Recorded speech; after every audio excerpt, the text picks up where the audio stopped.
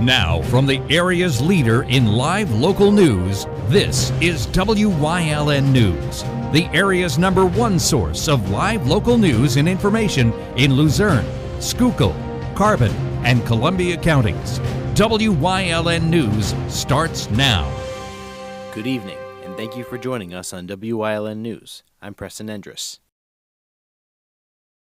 A man was taken to the hospital after a tractor-trailer crash in Hazel Township last night. It happened just after 7 o'clock p.m. in the 500 block of Candu Expressway, Route 924. Pennsylvania State Police say the driver suffered a medical emergency while traveling east, causing the truck to leave the roadway, strike a concrete barrier, and overturn. Because of the cargo and large diesel spill, county emergency management and state environmental officials were called in. The Candu Expressway was shut down between Maplewood Drive and Humboldt Street for cleanup, with traffic rerouted onto Maplewood Drive. A Schuylkill County jury has convicted a Pottsville man on multiple rape and sexual assault charges involving a child. Prosecutors say 45-year-old John T. Riley abused the victim over a 4-year period, beginning in 2019. Jurors found him guilty on more than a dozen charges, including rape of a child, involuntary deviant sexual intercourse, statutory sexual assault, and aggravated indecent assault. He was also convicted of indecent assault and corruption of minors. The Schuylkill County District Attorney's Office plans to seek a life sentence. Riley was arrested in 2024 and had been free on bail before last week's trial. Dorrance Township supervisors have taken steps to regulate potential data center development. During a public hearing yesterday morning, officials unanimously approved changes to the township zoning code, including rules that specifically address data centers. Under the new standards, any future data center must comply with guidelines covering noise, vibration, traffic flow, emergency services, and water feasibility studies. Township leaders noted the concerns over health, as well as the high water and power demands these facilities often bring. Residents also voiced concerns about environmental impacts and protection of wildlife and waterways. Because these data centers are considered conditional use zoning, supervisors can add further stipulations if needed in the future. An arrest has been made in the murder case of a Columbia County teen. Pennsylvania State Police Troop N announced that 16-year-old Adam Joshua Bartosik of Pine Township has been charged as an adult and arraigned on 1 count of criminal homicide in the death investigation of 17-year-old Carter Conklin. Conklin was found dead by police in a Pine Township home on September 18th. The coroner report says he died of a single gunshot wound to the head. Bartosik was denied bail and was remanded to the Columbia County Correctional Facility. The Columbia County District Attorney's Office and the Troop N Major Case Team say the investigation is still ongoing. The Pennsylvania State Police announced the arrest of 2 of its 10 most wanted suspects. Darrell Eugene Beckett Jr. was wanted by police for a 2023 Delaware County homicide. Bradley Andrew Buchanan was arrested for rape of a child in Lancaster County. State Police determines who makes the top 10 most wanted list based on the crime severity and how much information is available about the suspect. A $5,000 reward is being offered for any information that leads to an arrest of the remaining 8 most wanted. One of the suspects is Eliza Santana of Hazleton, who is wanted for a 2023 homicide in Luzerne County. To contact the Pennsylvania State Police with a tip, you can call PSP Tips toll-free at 1-800-4PA-TIPS, or reach out to @PSP Tips on their Facebook and X pages. There is good news to share on the case of a missing Luzerne County teen. 16-year-old Blake Hicks was reported missing Monday and was last seen in the Cunningham Township area. State police and local first responders searched the area throughout the day and were concerned for his safety. Officials say Hicks was found safe early Tuesday morning. Coming up on WYLN News, we'll tell you how jumping out of an airplane can help raise money for a great cause. Plus, more funny money has been spotted around our area, this time at the Bloomsburg Fair. But first, we'll take a look at our 5-day forecast brought to you by the WYLN Weather Kids. We'll be right back. WYLN News brought to you by Lehigh Valley Hospital, Hazleton's emergency room team.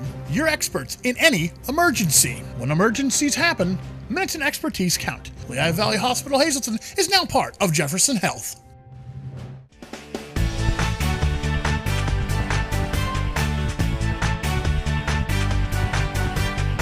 Hi, my name is Lorelai, and I'm 7 years old, and tomorrow it's going great.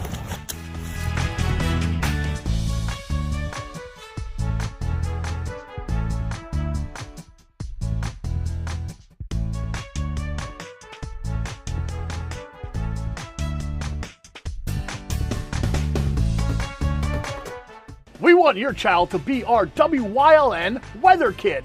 Your child can be our feature weather reporter of the day on WYLN News and WYLN social media posts, just by using your smartphone or any video recording device. It's easy. All ages are welcome, from toddlers to teens. To find out how, go to the weather section of WYLNTV.com or look for our post about it on the WYLN News Facebook page. Submit your Weather Kid video today.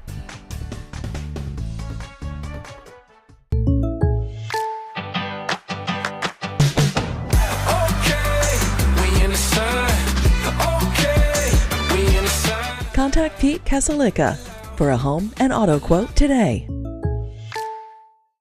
Hey, did you know WYLN posts news stories and other bonus content on social media all week long? The Weather Kids, Fresh from the Farm, Everyday Heroes, Let's Talk Sports, Feel Good Friday, daily news stories, and more. Visit WYLNTV.com, Facebook, and YouTube to check it out. WYLN, the local leader on social media. We're your local network. Come shoot at Whitetail Preserve, 118 Boulevard Road in Bloomsburg. Their skeet, trap, and sporting clay fields are professionally designed, and all stations are handicapped accessible. Whitetail Preserve has resident shooting instructors certified by the NRA in shotgun, rifle, pistol, home safety, and personal protection in the home. Whitetail can also cater any size event, whether it be a private party, corporate event, or wedding. Call 570-384-2314 or 570-790-8969. Do you like craft beer? Do you want to learn the right way to sample wine? How about checking out a restaurant with a unique flavor or a crazy food challenge? These are just some of the things we are featuring on Wine, Hops, and Road Stops. So, spend some time learning about great wine, great beer, and great food on WYLN TV 35.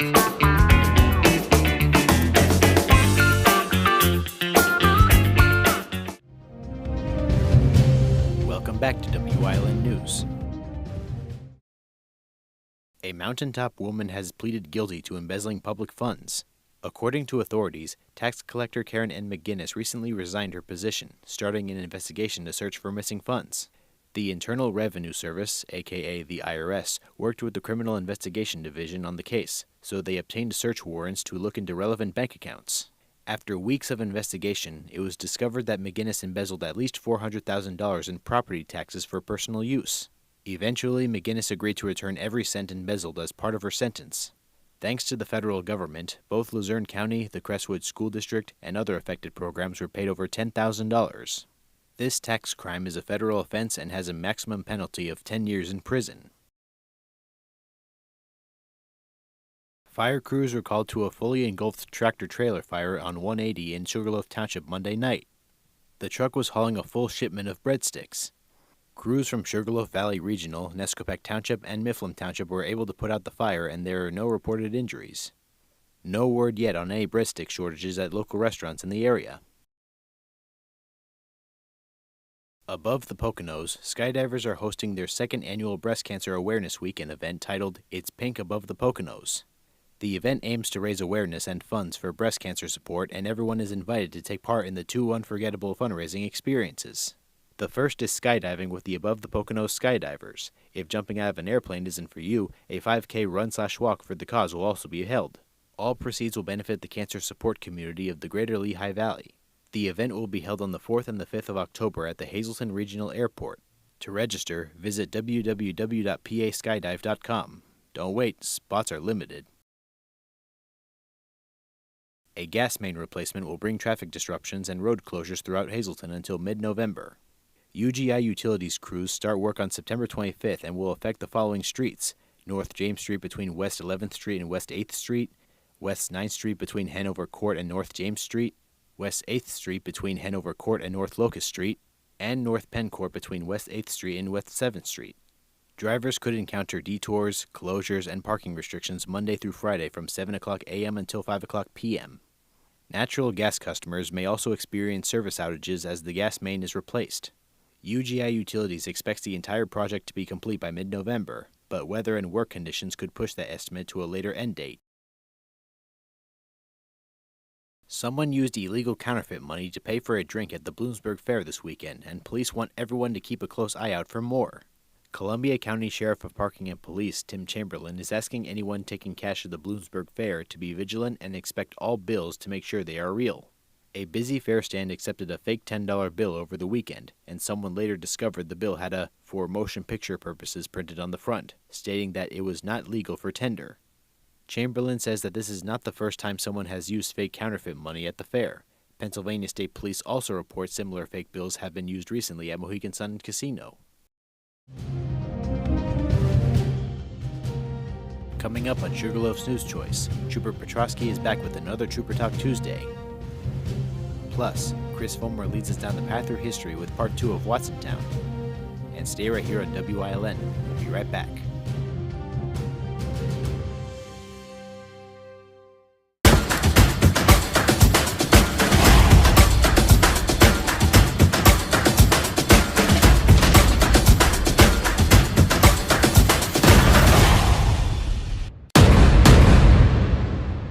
For a better customer experience, visit Fairway Subaru in Hazleton. Fairway Subaru has been providing generations of customers with Subarus. With exceptional customer service they've come to expect. Check out our selection in person or at fairwaysubaru.com.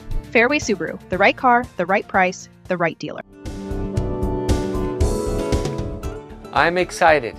After 45 years in practice, I knew I didn't want to retire, but I couldn't keep working as long hours as I was. Dr. Russell Hoke came along my way, an old friend, 40 years in practice in Bloomsburg. So all you Bloomsburg Berwick people, give the office a call. Come see Dr. Russ.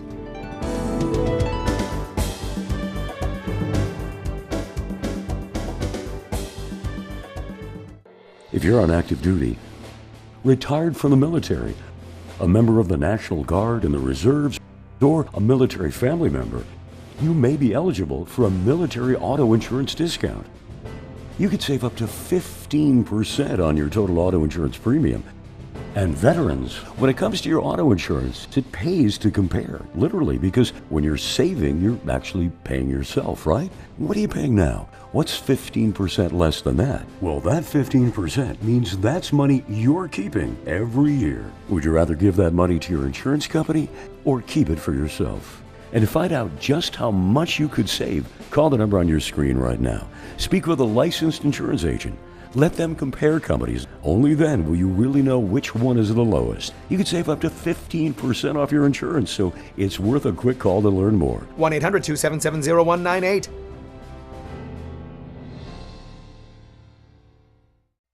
Something is out there. What it is, no one knows. However, since its first sighting, there have been numerous reports of strange lights in the night sky. Some say they are extraterrestrials, flying saucers. But to all of those seemingly unrelated uncertainties, there is one common thread. Watch Solo Spaceman on WYLN Thursdays at 1:30, Saturdays at 7, and Sundays at 4:30. WYLN TV 35 is expanding and is on the hunt for a dynamic salesperson to join our vibrant team. If you've got the passion and the drive, we want to hear from you. Send your resume to the email displayed on your screen. Don't miss this great opportunity.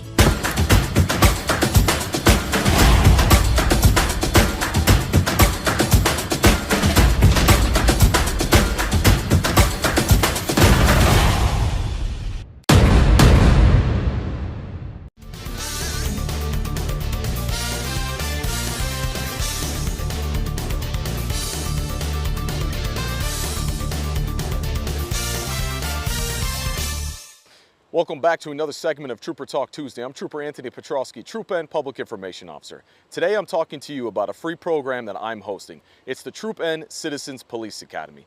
This is a free program open to community members 18 years old and above. Now, this is not a police academy that requires you to want to be a police officer.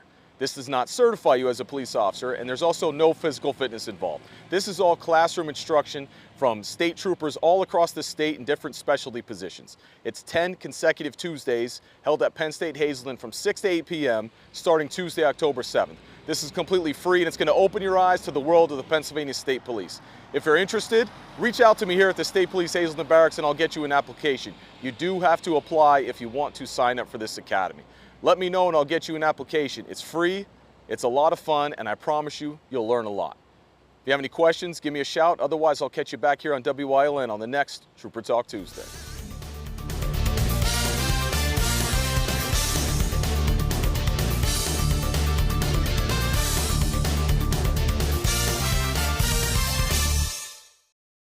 SJ Kowalski is your Mitsubishi Diamond Contractor. They can install a Mitsubishi electric Mr. Slim ductless heating and cooling system. Mr. Slim systems are designed to make any living space in your home inviting. You can have a different temperature control for every room in your home. The money-saving technology can save you 25 to 50% on your heating bill. For Mitsubishi, Renai, and trained comfort specialists, call SJ Kowalski at 570-455-2600. Come shoot at Whitetail Preserve 118 Boulevard Road in Bloomsburg. Their skeet, trap, and sporting clay fields are professionally designed, and all stations are handicap accessible. Whitetail Preserve has resident shooting instructors certified by the NRA in shotgun, rifle, pistol, home safety, and personal protection in the home. Whitetail can also cater any size event, whether it be a private party, corporate event, or wedding. Call 570-384-2314 or 570-790-8969. I'm excited. After 45 years in practice, I knew I didn't want to retire, but I couldn't keep working as long hours as I was. Dr. Russell Hoke came along my way, an old friend, 40 years in practice in Bloomsburg. So all you Bloomsburg Berwick people, give the office a call. Come see Dr. Russ.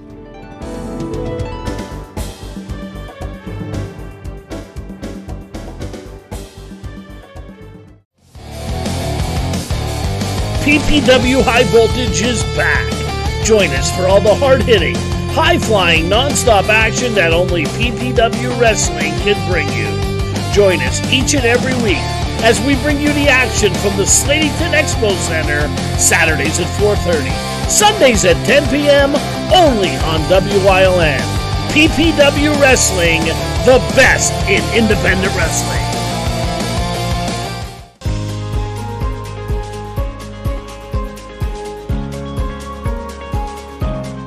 Hello, I'm WYLN historian Chris Fulmer. Pennsylvania's communities are filled with interesting history. Come with me as we discover the people, events, industries, and other historic facets of local towns.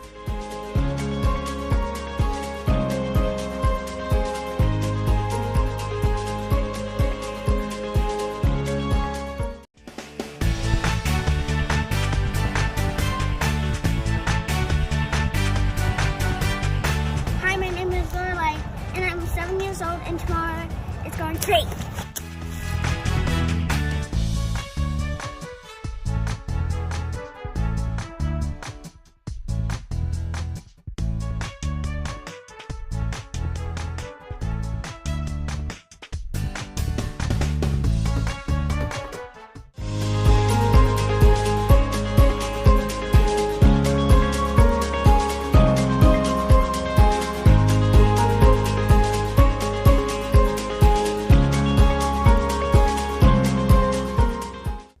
The heyday of the canals came to an end with the rise of the railroads in the mid-1800s. The first line to reach Watsontown was the Philadelphia and Erie Railroad on December 18, 1854. It would be joined by the Philadelphia and Reading Railroad on the opposite bank of the Susquehanna in 1871. And beginning on December 13, 1886, Watsontown would be the western terminus of the Wilkes-Barre and Western Railroad. The line originally ran 22 miles east to Millville, where it split into two branches to Orangeville and Berwick respectively. The Wilkes-Barre and Western would not be a very successful route, and in 1902 would be reorganized as the Susquehanna, Bloomsburg, and Berwick Railroad. The line would be referred to derisively by locals as the Sweet By and By, and alternately the Weak and Weary due to the continued lack of traffic on it. Plans to extend the line further east to Chickashinny thus failed to materialize, and by 1909 the Susquehanna, Bloomsburg, and Berwick had been absorbed into the Pennsylvania Railroad system. Most of the tracks have since been removed, but a small section from Watsontown to Washingtonville is still in use today. Over the years, travel on the rails could be hazardous under the wrong set of circumstances. A major accident did not occur on the night of December 8, 1883, thanks to the alertness of one Watsontown resident. On the foggy night in question, George Lupfer was walking home along Main Street when he happened to spot a retracking car used to pull wrecked railroad cars back onto the tracks parked on the railroad above town.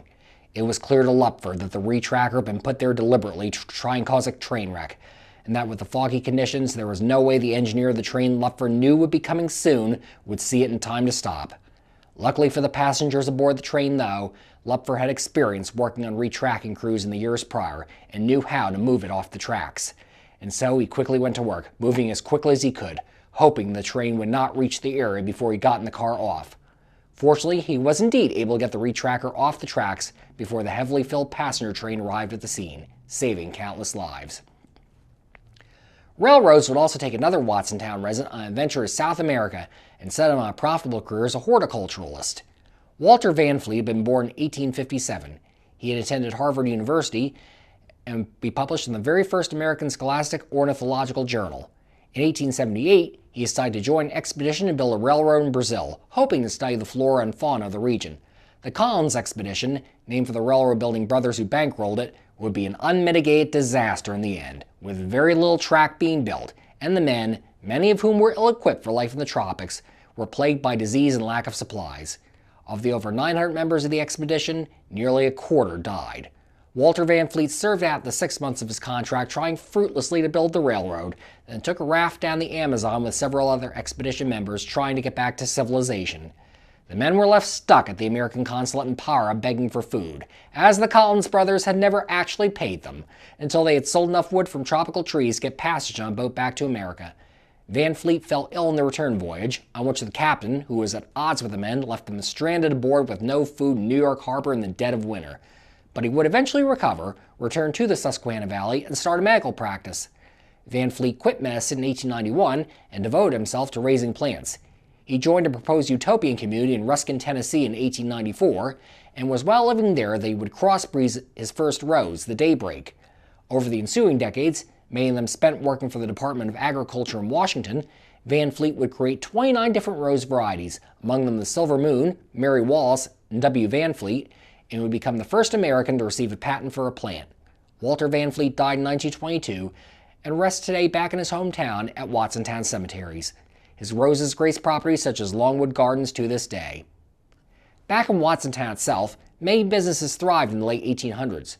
The Cooner Hotel, opened in 1857 by William Cooner, serviced travelers through the town. Subsequent generation of Cooners ran the hotel, which had steam, heat, and electricity in 1904, until it closed in 1921. New owners ran it as a combination hardware store and rooming house for a few years, until it was reopened as a full hotel, now called the Watson Inn. In 1929 by the Gare family. It closed months more in 1988, but was renovated and reopened again in 1990 and continues to serve Watsontown today. Many factories grace Watsontown too.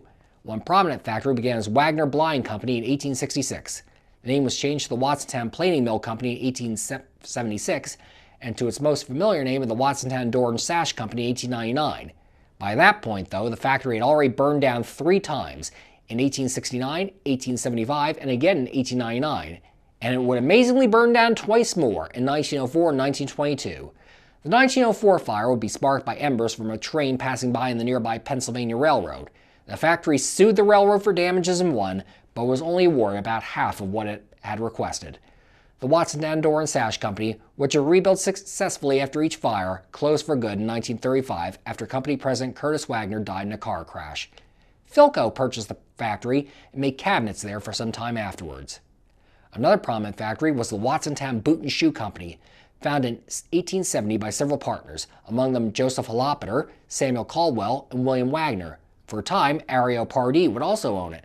The company built its 3-story brick factory on Main Street between 2nd and 3rd Streets in 1873, and the Watsontown Post Office moved into the building as well in 1879.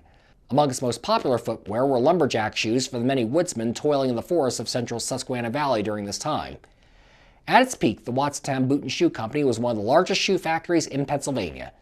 By 1929, rumors started circulating that management wished to move the factory south to Selinsgrove, but this all became moot on July 28, 1927, when the factory burned down. Despite initial plans to rebuild, the factory never reopened.